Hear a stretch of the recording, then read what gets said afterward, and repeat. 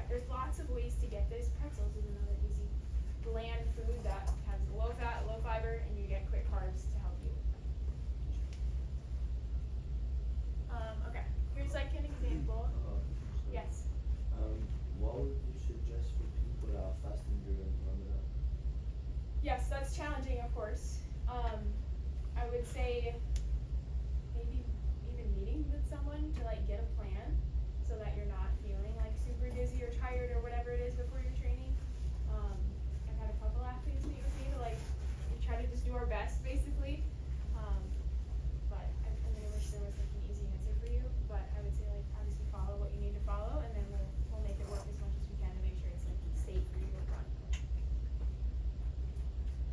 This is just like an example of like a really good fueling. So 3 to 4 hours before, maybe you make chicken, rice, put a little avocado or whatever vegetable that you want in there, make a little bowl for your pregame meal.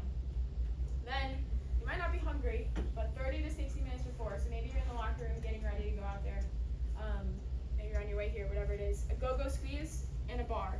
This is a granola bar that has barely any protein. It's basically just sugar and carbs. Applesauce is another great one. If you tried the apple and it hurt your stomach, try applesauce. It's like digested for you basically. It takes away all the fiber from it. So that's a good pregame. If you have an early morning, maybe last night you made a Greek yogurt bowl, you added fruit, you added granola, you added chia seeds, peanut butter, anything like that. That could give you carbs, protein, a little bit of color the night before. And then in the morning, skip this and just have some sort of snack like that. Make sense? Okay. Next is during exercise. So soccer is an endurance long sport, right? So it's important that we continue to prioritize that while we're playing. So this can help you, I always say avoid the second half slump. So if you're ever getting out there and you're like, wow, I'm really drained right now, or I feel good until the 70th minute and then I just hit a wall. It might be that you actually are hitting that wall because you're not eating enough. It's not that you're not fit. I'm guessing you're all fit by now, right? So it might be a mixture of other things. So continuing to get carbs while you're out there is important. I say for every hour of exercise, have another 30 grams of carb while you're out there.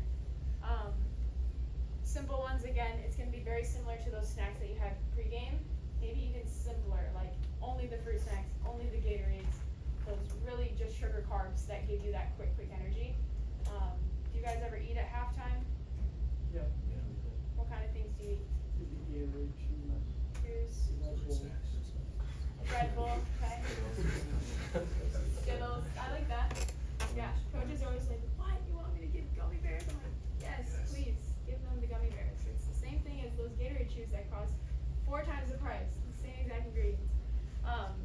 During water breaks, maybe you could switch to Gatorade or whatever sports drink that you like that has some carb in it. I only said Gatorade because it has carbs in it. If you're doing like a liquid IV or some sort of electrolyte packet, it's usually sugar-free. It just gives you electrolytes. So look and see, like if you're doing Gatorade Zero, not getting any carbs. Yes. I was just gonna ask, at Florida, did you guys have like during practices a period where you eat like the simple carbs and whatnot? Or? For practice, we would just do like Gatorade. Really, for games, we had like at halftime we had a bag of snacks that we would all grab from. And I think again, it's like you can train your body to tolerate this. So at the beginning, if you're like, I cannot eat while I'm running, don't. Like just start with a little bit of Gatorade, and then you can gradually build up to that. Start with half a banana or half a bag of pretzels, and that will kind of get your stomach tolerated towards it. If somebody came out and they were like passing out dizzy, we give them food, we give them sugar. That's why. Like that's the same thing. So just preventatively doing that, so you're not feeling like super drained later. But yes, we were big on the snacks at halftime. Here's what it could look like. So during, maybe you're sipping on Gatorade. At a water break, maybe you're grabbing a little pack of fruit snacks and water Gatorade. Salty snacks might also be a good option. So like the pretzels or Cheez-Its or Goldfish or something, that helps retain water. So you're also trying to hydrate yourself at the same time. So things like that at halftime are a good option. All right, now you guys' favorite, post-exercise, building that muscle. So this promotes muscle emphasis in repair. And it starts immediately after you exercise, either soccer or lifting or whatever. You're straining your muscles, so they're going to be depleted. You need to repair them before we can build them back up, okay? Your energy is also very depleted after you play or after you lift. So refilling that energy is going to be important so that you can use that protein to do what it wants, as I mentioned a while back. So directly after, like within 30 to 60 minutes, I want you to have 20 to 30 grams of protein with 30 to 60 grams of carbs. So 30 to 60 is the same for the carbs before and after. Now you're just adding a protein source to it. So instead of grabbing a granola bar, like a Chewy bar or a Nutri-Grain bar, a date type bar, you can have that, that's a carb. Maybe now you're going to grab a protein bar, like the Gatorade bars or the protein builders or whatever. There's millions of them out there. That's when I would recommend the protein bars. So lots of people eat them before. I'd say switch that and have it after. Have your sugary granola type bars before, have your protein ones after. A meat stick, a yogurt, chocolate milk, a smoothie, protein shake, anything like that is going to give you, most of the time it's going to have carbs in with it, unless it's the beef stick that doesn't have any carbs. But like the shakes and those types of things, you can look and see how many carbs are in it. Maybe if they have like an alternative sweetener in there, there's not as many carbs, so maybe you still add like pretzels or something, whatever, some sort of carb with it to make sure you're getting that. Then within 2 to 3 hours, I recommend another meal. So this is like your post-game meal. If you can get your post-game meal directly after you train or lift or whatever, you can do that at this 30-minute time. This is only if you can't get your meal for a little bit later. Or if you're really being intentional about building muscle, I recommend adding that extra recovery snack and still having your full meal. This increases your overall protein for the day to hit those numbers, but also optimizes that recovery repair type thing right away. So I recommend getting some sort of thing. This is why like you see a bunch of people drinking chocolate milk after your games. That gives you carbs and protein. And then still having a full athlete's plate meal here. This one can have a little more fiber, a little more fat if you want. So that's why like I'm fine with post-game pizza or whatever it is, as long as you're getting enough protein in there. I would say do the pizza after, not before, because it's higher in fat, right? Still get carbs, as long as you're getting something with it to get enough protein other than just a little pepperoni on it. That's fine, you can make it work. And then some tips. Timing, amount, and frequency of carbs after training affects the rate of your muscle glycogen storage, and pairing these things together is going to be key. So if you are a person who does protein powder and water after you lift, all you're doing is making your body convert that protein into glucose in your body, and it's not actually being used properly. So do it with milk, or add some sort of carb source of fruit, smoothie, whatever you want to do with it. So your carbs can replenish your energy, and then your protein doesn't have to do that, and it can be used for your muscles. Pair them together after. Okay? Make sense? And sometimes it's challenging to eat after you are out in the heat running. I know that's not what you want to do right away. So getting that snack can sometimes help. Like, you eat the snack even though you're not hungry, and then by the time 2 hours is up, you can have your full meal.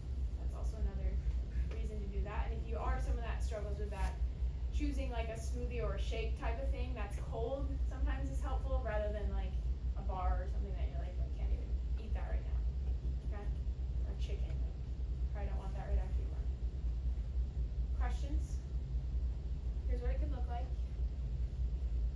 So directly after, you grab, this is like what we have in our fueling station. We have like 13 grams of protein in them, so I added a meat stick to it. That gives you carbs, protein. Directly after, at least the 20 grams of protein, plus the 30 grams of carb at least.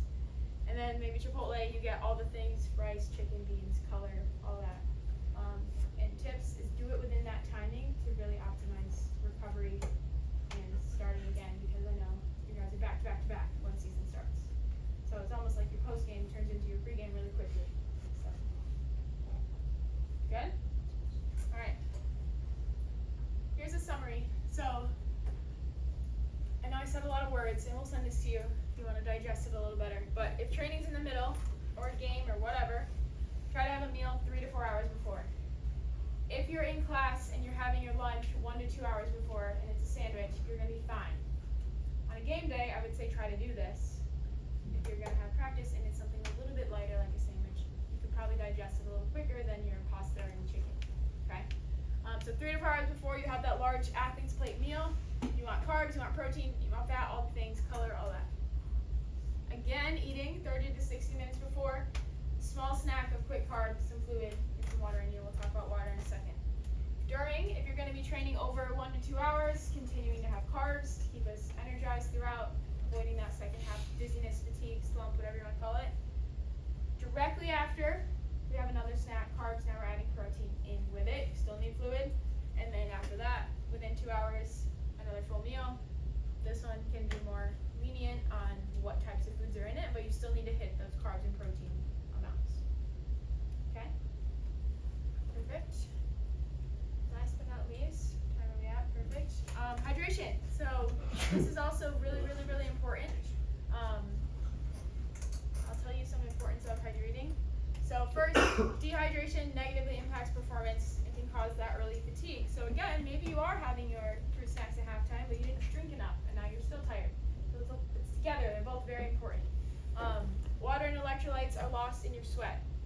Electrolytes are also lost in your sweat. You know that by now, probably.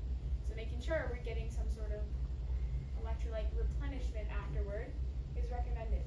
I like to use Gatorade around your training times. I don't think you need to be drinking Gatorade all day, every day. You don't need that all the time. Body is very good at replenishing itself, but directly after it might need a little help. So finding some electrolytes directly after training or during is fine. I don't think you need it all the time. Unless you hate water and that's the only way you'll drink water, then do it.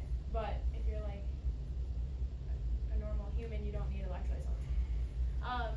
The role of fluids is to moisten tissue, air you breathe, your joints, your muscles, digestion.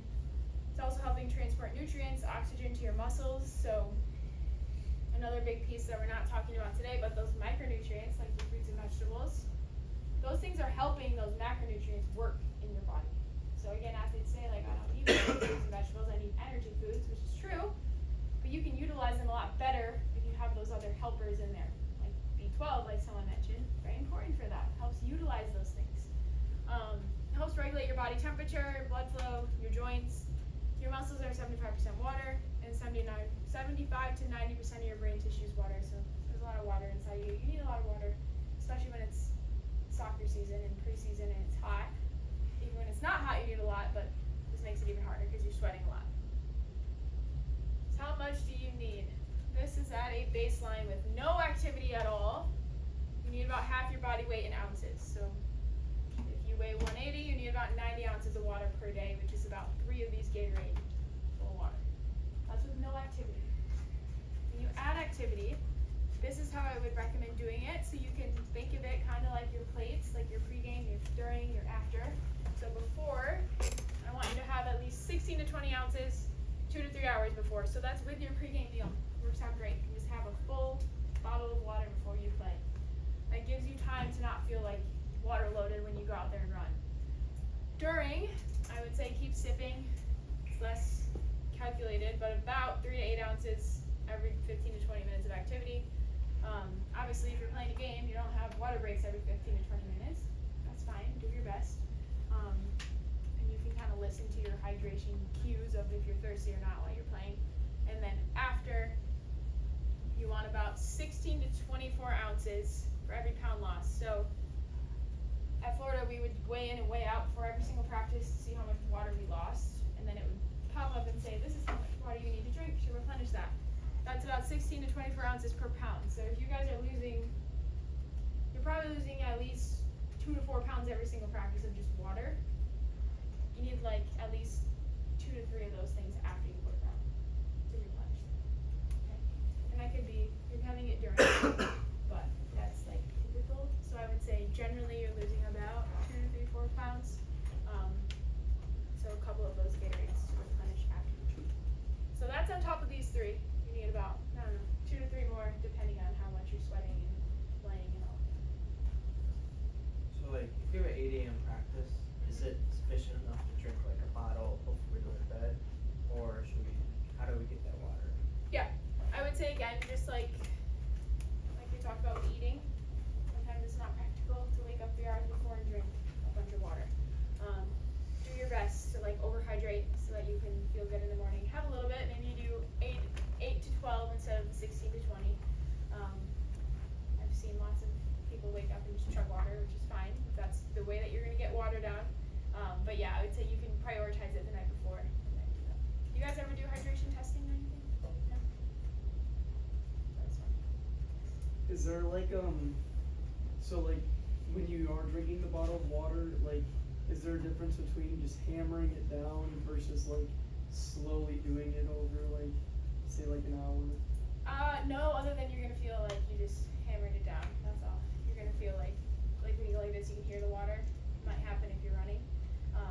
So do the best that you can to have enough time to like not digest your water, but make sure it doesn't hurt your stomach. If you realize, oh no, I haven't drank all day, now I have to go play in an hour, I don't recommend chugging 24 ounces right before you go out there. Do your best. Yes. You guys feel like you prioritize hydration? How do we feel with water and things? What kind of electrolytes do we like? Liquid IV, I like that one.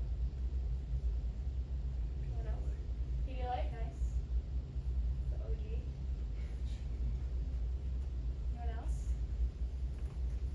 Okay. That is all I have for you guys. I have time for questions. Any random nutrition questions that you might have. We have like about 10 minutes. So I know normally, like, so let's say someone who isn't like a collegiate athlete, like reading food labels, like you're supposed to kind of veer away from like the added sugars. Mhm. Does that change being a like collegiate athlete, or should we still try to put it?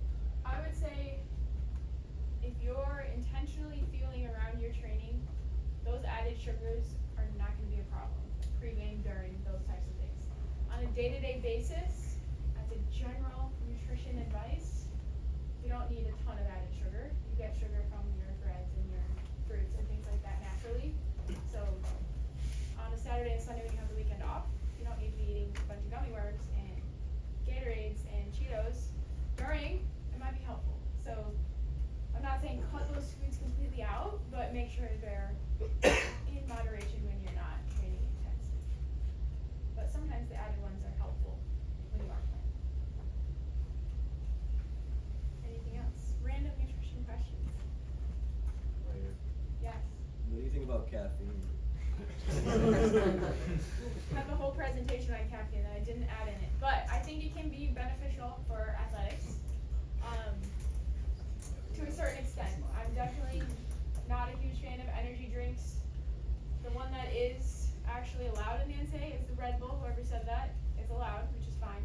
Celsius is not. I know you probably all drink it, but I think energy drinks are tricky because they're allowed to put whatever they want in it and on it, and it's not regulated. That's the problem with it. If you're having a cup of coffee, I would say do it if you can tolerate it with your stomach. Doing it beforehand can actually make you a little bit sharper. Energy, caffeine. Caffeine doesn't give you energy, it gives you stimulation. So there's a difference between an energy drink and eating an apple. The apple actually gives you energy, the energy drink just stimulates your brain to make you feel a lot sharper. It's also a placebo effect, so if you like it and you think it makes you feel better, it might make you play better. So I'm definitely not anti-caffeine.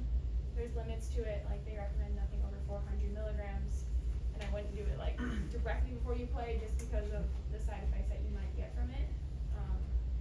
And then hydrating, making sure you're countering that with enough water. I don't know how accurate it is, but I heard that if I'm eating like a bag of sugar before a game or exercising, like my energy peaks like higher than it was, but then it falls down lower than it was initially. And I was curious about like coffee or caffeine. If I'm drinking coffee, am I gonna get that stimulation? Like I'm gonna go like higher up, and then when the effect goes by, am I gonna go lower than I was initially? So like in the game, if I'm drinking it before a game, the first half I'm like really good, feeling energetic, but then I stop and halftime, and then I go like really low. Is that accurate? I would say caffeine affects everyone very differently, so know yourself. So if you've never drank caffeine, I don't recommend starting right before your game. You're gonna not like it. Or if you drink it all the time, when you have a cup of coffee, you're not even gonna feel it. So getting to know yourself is important. The sugar thing is real. So like you've probably all heard of like a sugar crash. If you just eat sugar, you get that really high spike in your blood sugar and then it tanks really quickly. So if you're adding other foods with your sugar, like proteins and fiber, that slows down that spike to kind of make it last a little bit longer. I would imagine caffeine is similar. I don't think you're gonna have a crash at halftime if you had a cup of coffee before the game. If you tolerated coffee in your life, I think it might. Like for me, I drink coffee every day. Like, it doesn't really do much at this point, but like I feel like I need it, right? So knowing your body is important, but also I don't think you're gonna like fall asleep at halftime or feel terrible and go below where you were before. Because it's not energy, it's just that stimulation. So the stimulation might wear off, but doesn't mean you're gonna go lower than you were before. Good questions. Anything else? Yes? To the Ramadan question. Yeah. Even if you were to like swish Gatorade around in your mouth and spit it out, wouldn't your body still absorb some of the sugar and the electrolytes? Yes, just the carbs. So carbs start to digest in your mouth, proteins and fats do not. So in theory, yes, you would get a little bit just from breaking it down in your mouth. There's like enzymes in your salivary glands that can start to break it down. But if you did that with like a protein or something, you wouldn't get any protein. So, but I would guess it would be very minimal. But yes, that's it. But that's probably better than like swishing water around. Yeah, for sure. What do you think about those like energy gels that are like before a game? Yeah, I think again those can be helpful. Those have usually sugar, hopefully, in them, some sort of carb, and then caffeine, which again can help stimulate you and make you feel a little better before the game. As long as it's not like you're eating a ton of them, that might make you feel like the opposite, like jittery and those types of things. But if you can tolerate it, I think they're great. Yeah. It's kind of a broad question, but is there like, I know everyone's different, but is there kind of a percentage that you would say is like an athlete that does none of this performs at this percentage, and then like an athlete that does all this would perform at this percentage? Do you have anything like that? I wish I did. I don't know how to. Be a great salesman. Yeah, that would be a great research project for us, but no, I'm not sure I'm in that race. Hopefully it's a big gap to promoting sports tech transition. Yeah, that's the sad thing, is you can really get away with doing whatever you want, eating like terribly, even in Florida, like D1, very high level, people were not taking care of their nutrition, their hydration, and they're good athletes, they're fast, they're talented, those types of things, so you can get away with it to a certain extent. But I think again, that's how you can really separate yourself at a high level as to the good to great type of athletes. So it's probably actually a smaller margin than I wish it would be. Anything else? No? Cole, anything else? Trying to think of maybe like pre-game meals and places whenever we're away. Do you suggest certain places over others? I think like sandwiches are usually pretty easy. You don't want like spicy things. So like tacos are fine as long as they're not super spicy. Like onions and like spicy sauces and things like that don't settle well before a game. More blander things. So like a chicken and rice or pasta and chicken. People do Olive Garden. I'm thinking of like we did Panera a lot. I usually do Chipotle after the game, just because it's higher in fat. You can do it before, but I wouldn't get like the fajita veggies or the guac or anything like that. So yeah, I would say any like local or chain sandwich places are always a hit, and then wraps and just plain pastas types of things. I also like people like smoothies, like tropical smoothie and stuff. I usually like it after, but if you're doing it before, you can, as long as you're getting enough, not just a smoothie, but maybe adding some sort of wrap or sandwich with it, that can work. But, For sure. yeah, just foods to get the job done and not be super extravagant beforehand. Absolutely.